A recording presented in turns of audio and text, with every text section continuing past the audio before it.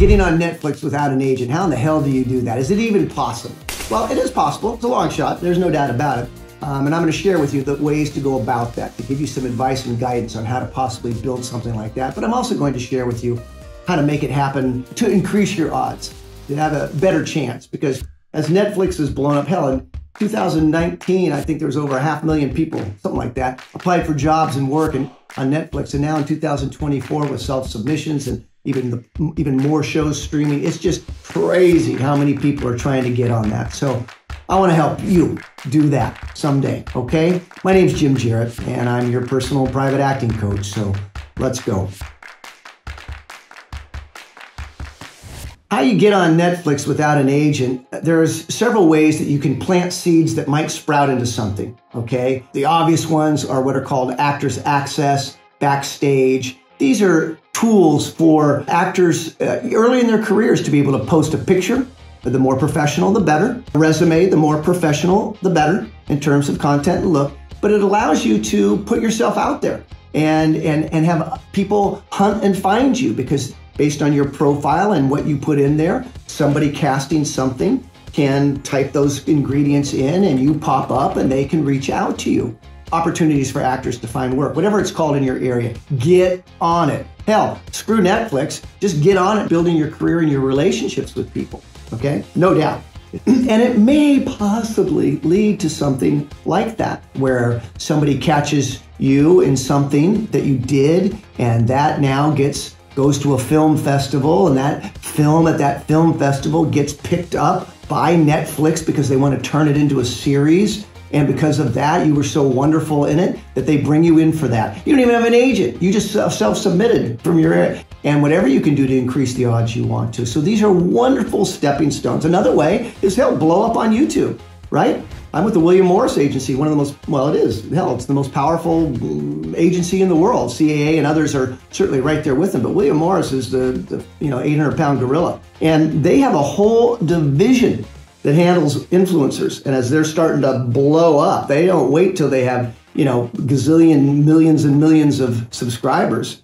Those people are getting signed early on. So as soon as you start blowing up on YouTube, an agency is paying attention, creating some type of work that can get the attention of buyers of talent, buyers of shows, streaming networks, not just Netflix, by the way, all of them, right? HBO Max and Showtime and Prime, all of them who are getting into the fray, because that's the biggest thing that's changed since I've been doing this. I started 35 years ago. Ready? 3 channels. There's 3 networks: ABC, CBS, NBC, and I'm not kidding. That was it. No internet. There's no streaming. None of that existed. Now, there were also less people doing it. There was still a ton. The competition was ridiculous. But now it's become like this global deal. And that's why, reality shows like The Bachelor and things like that, which, by the way, there's another way. You could just, or America's Got Talent, or any of these shows that can showcase you. There's a wonderful phrase that my teacher, Sanford Meisner, used to say. Ready? Someone's always watching.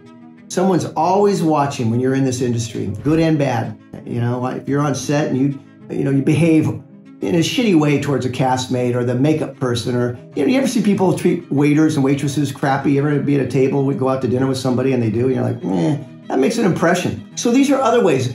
Again, when I say you're farming, not hunting, you're planting seeds, whatever you can do to get your work out there and noticed by buyers of talent, meaning you want to do. And the more you can get it to, the real epicenter of the game of Hollywood, in which case we'll talk about that at some point as well. We'll absolutely share a video on that when it's time to move. But back to it. These are some of the many ways that you can get louder out there without an agent. And it's possible to get seen. But the reality, the best advice I can possibly give you, and I mean the truest advice I can give you. If you want to get on Netflix, you need an agent someday, right? I mean, to increase your odds anyway. You do. Because here, you got to understand the equation.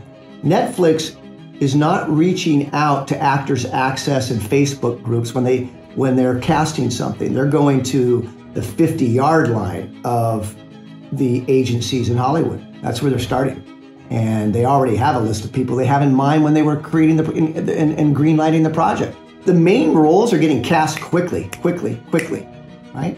But back to it. If you really want to get on Netflix, create something, write a series, create an idea that could be pitched to Netflix that you're attached with, shoot a trailer or teaser of the first episode of it if you have those means and talents and ability so that they can see it.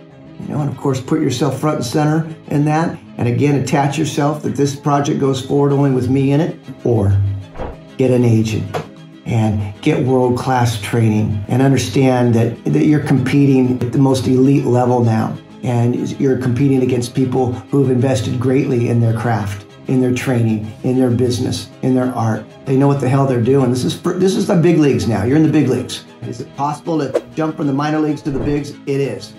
It is. But it's a long shot. And that's an understatement in a profession where you're incredibly well trained. You've worked your ass off. You paid your dues. You have great credits. It's still a long shot to get on Netflix. So you want to increase those odds because, trust me, the more powerful your representation, the better chance that Netflix would even begin to reach out to an agency that represents you and giving you even a chance to read an audition for this dream role. There's plenty of actors. I'm casting something right now for Netflix. Over 90% of the agencies in Hollywood are not being contacted about it. Not initially, not until they can't find what they're looking for. And that's how it starts to go out.